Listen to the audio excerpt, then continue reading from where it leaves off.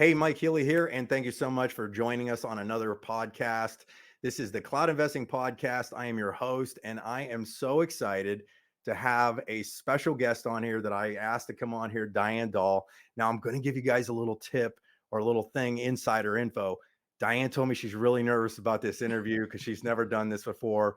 And I told her, I'm just telling her, Diane, we're just going to have a conversation. You and I talk all the time on the phone.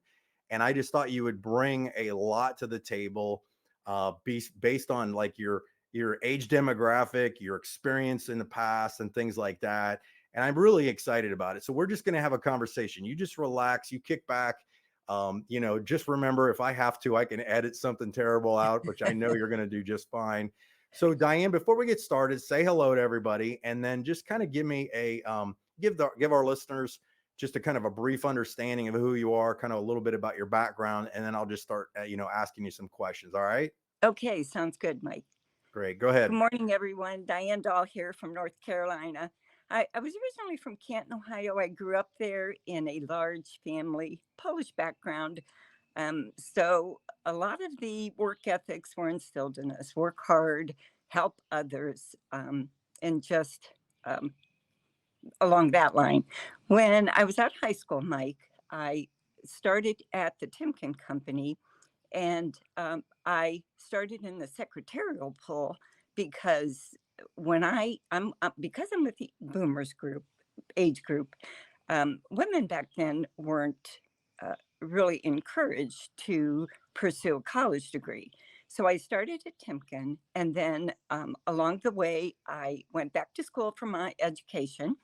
I earned my undergraduate and master's in business, and I progressed to along the way was promoted several times, but the majority of my career there I worked in business, and I worked in business economics and accounting, finance, along that line. So we were always involved in watching the trends of where the business was going.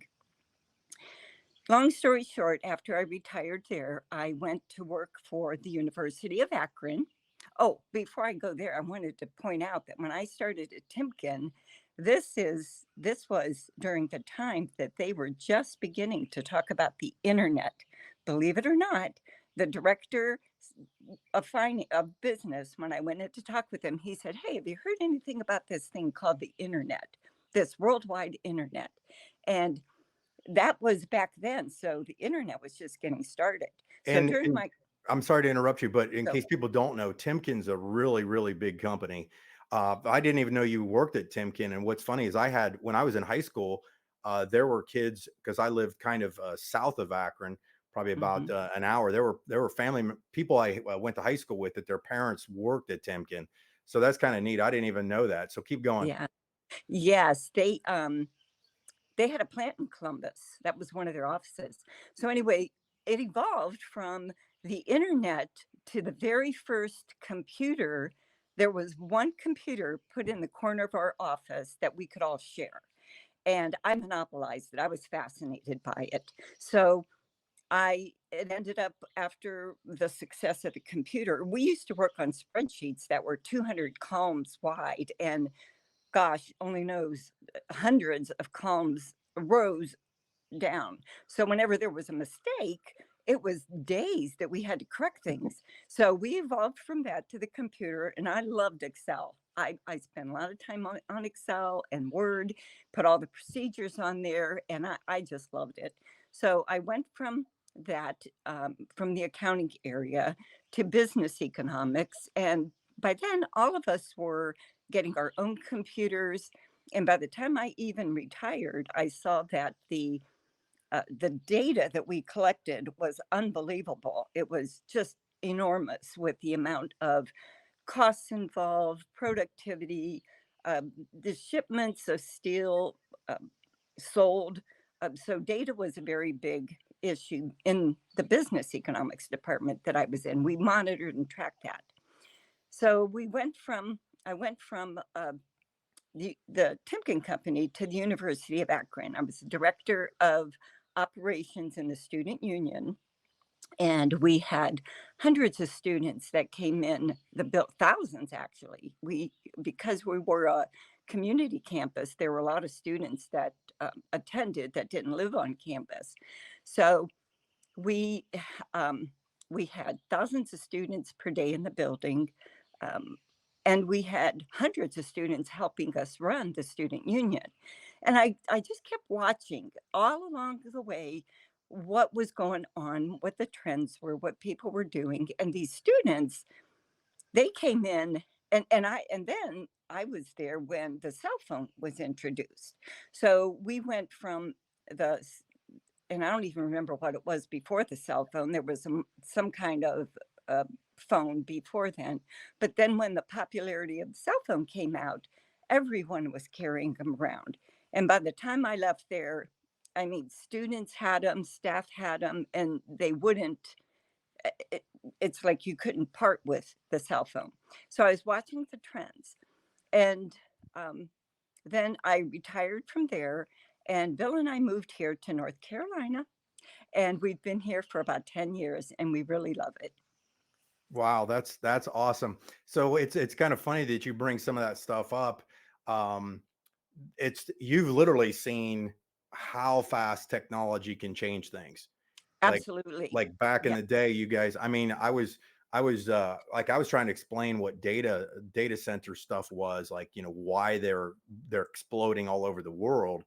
And I think maybe it was you, it was somebody else. I was talking, I was like, look, all it is we don't use paper file cabinets anymore like we used to, right, like where they were stacked all over the place and you had to get storage units to put those actual physical paper things in there. Now it's all digitally scanned, it's all being stored anywhere. But because the internet is speeding up so much, or technology is speeding up, not just the internet, the explosion in data is absolutely just monstrous. Like, and it right. is, and they're just saying that it's just, it's like quantifyingly multiplying, like every couple years, every year, it's like doubling. It's insane. Yeah. So, Diane, let's shift into this because now we're going to get kind of the real meat and potatoes of why I, kind of started the podcast a while ago about cloud investing. You obviously, in the age group that you're in, and you're back from business, and you got a business degree and a good business head on your shoulders. What are some of the things? So you've looked at different types of investments, and we're not going to name any specifics, like that kind of thing. We're not just real quick, just so I can use my disclaimer as usual.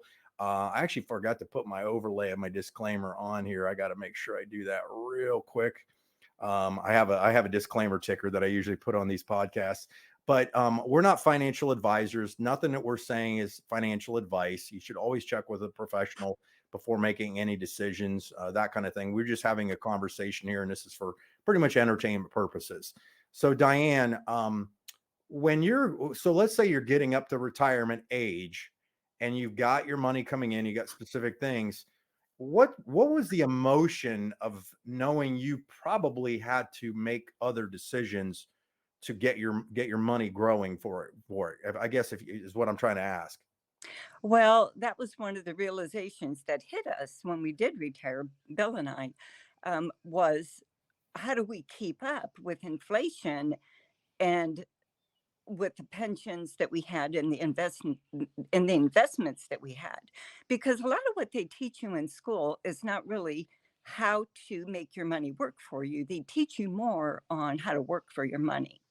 So that's a big difference. And Robert Kiyosaki talks about that. I've been to, over the course of the years, Bill and I have invested in real estate. We got into that trend, and there was a downturn of the market, and that hit us hard. We've got some gold and some silver, and we've got, we both are very interested in crypto, primarily because the decentralization of the whole financial system. So I've been learning a lot about that and helping others learn about that over the years. And we've been able to keep up. So we're pretty pleased about where we're going. Now, one of the trends that we've kept our eye on and that we've been concerned about is the data. I mean, I pick up my phone and I start um, and I can't go anywhere without my phone, believe me. I forgot it the other day and I thought, "Oh my gosh," I felt like, um, yeah, it was It's like weird, isn't it? It's like it the is weirdest weird. feeling. Yes, You're it's the like, "What weirdest happened? feeling. Where am I?" I have to Yes, take a deep you have to take a deep breath and go, "I survived for years and years and years without anybody knowing where I was at, yes, without having a phone on me. I can do this for the next hour." yes, yes, yes, and so, um, so we had that, we dabbled in that a little bit, and then when I was watching the trends of what was happening with data and the fact that you can get on your phone and within a minutes of a conversation, you're getting ads in your Facebook posts. I'm getting text messages, emails about something that I discussed, and it really alarmed me. So, and then I've watched AI come out, and that's been about what the past year or two, where AI has become really big, and the data storage needs that are going to be required with AI are tremendous. And you talked about the facilities being built. I've been around business a lot and business operations, and I've watched these buildings go up around North Carolina, South Carolina. When I travel to Ohio or Georgia or Florida, they're everywhere and they're huge.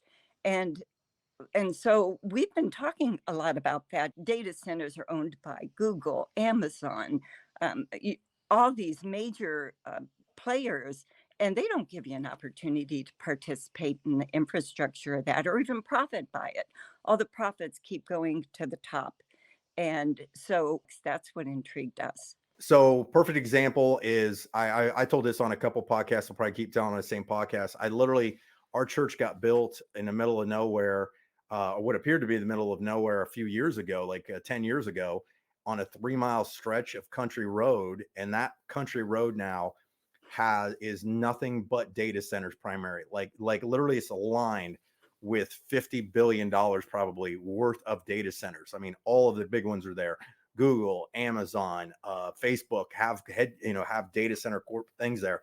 Now, what's cool about what you and I have found out about the ability, we've found some companies, we found some opportunities that we found companies that are not necessarily building the big data center buildings themselves, but they're offering us the ability to kind of tap into all of the units they are. It's kind of like a decentralized, I guess you could say, ability to what do you call that? Kind of like fractional ownership of a whole big data center. Is we can come in now and we found a way to buy these units, the actual software units, and as companies send their data on those units, kind of like us renting space in a hotel, it's kind of the same thing. You and I are getting paid on it. Like, how cool is that? Like, That's great. is that like that? I'd never heard of that opportunity, and that was what got me excited about that. Now, Diane, what do you think with you with with how this is going and how we're kind of moving forward in the world? Do you think there's going to be a less demand or a bigger demand for for companies that need data? Wow. That Sarcasm. yes, exactly. Just by looking at my behaviors and the behaviors of others, my friends and family, it's going to continue. I have a really hard time even discarding one of the photos that I've taken 10 years ago. I mean, the demand is going to grow and grow, and especially with artificial intelligence, the demand for storage of videos and um, all kinds of documents is going to grow. It'll grow. It'll absolutely grow. Yeah, we were laughing. I actually talked to another person that ran a really large data center, and this guy, he basically was talking about that that companies can't actually keep up with how much data demand there is. Like, as an example, he was telling me that like even Amazon, which may invest $2 billion in an infrastructure loaded up with data centers, is now actually having to reach out to other they called a colo. I think it was called colo is what the guy told Mhm. me, because he was in charge of all these data centers up in Michigan. Like that's what his job is. And he was saying a colo is based, because I asked him what that meant, and if I remember it correctly, it's like cooperative locations. Ah, It's okay. basically so what we have the ability to do is we're getting the company we're working with is actually pushing data onto our own servers that we own. We basically pay a few $1,000 for these things, and we own them outright for like 5 to 7 years. And there's not a ton of maintenance to them, things like that. But Mhm. then they are basically paying us monthly. I don't know if you call it, I wouldn't call it Mhm. dividends or royalties or something along those lines, just because we were the ones that invested in those units with the company. And Mhm. then the company's pushing all the data that they got coming in from AI companies, gaming companies, other software demand Mhm. companies, video companies, things like that. And that's putting checks in our pocket. Like, Mhm. how cool is that when you can finally get your money to start making babies? Is what I kind of jokingly Yep. say. Yep. You get you get your guys making money. Well, and kind of like we've been on here a few minutes now, and we're going to kind of wrap up here. Diane, why don't you give us some final thoughts if somebody was maybe taking a look at this? Because a lot of people. What's funny is people, when it's something new like this, I almost challenge them to take the time to do your due diligence. Because did you when okay because you're old enough to remember, like you said, that you had a compute the internet was being invented. Did you hear people say that it was a fad? No, absolutely not. They were Well, they did. They skeptical at said it was a first. fad, but Well, you yeah, didn't. they were skeptical. Yes. Yes, they did. Yep. And it And did was you like, hear "Oh, we'll people see." yeah, Yes. did you hear people say that crypto was probably a fad and wouldn't work? And here we are, what, 11 years in now, and it's getting bigger and bigger and bigger. Yeah, and I bought my first crypto at $40 a coin. Nice. I Bankroll. did. Good job. Good for I you. did. Good Yes. for you. And so here we are at probably the next biggest mega trend Yes, is data absolutely. storage, because everything Yes. pretty much runs on this stuff. That was the other thing I heard a guy say one time about getting in front of the money, like finding out like where it's circulating through, and if you can get a little Mhm. piece of that. And Mhm. even as big as crypto is globally, it doesn't work. The whole platform and the whole system of crypto does not work unless there are data centers. So Yes. so give us some kind of final thoughts. If somebody's kind of, what would you say to somebody maybe taking a look at this for the first time, that kind of thing? Yeah. Well, I want to go back to our real estate. When we first gotten started in real estate, um, we there were several hard they called them hard money lenders when we were involved. They helped us give us seed money to get started in it, and then that helped us grow and invest in more. So, what the company is doing here is they're allowing us to give them seed money to help them build the infrastructure to to help make this world a better place, to allow us to have a decentralized system, and then they're going to reward us for supporting them and being part of this. So, absolutely, we are the return on it is tremendous.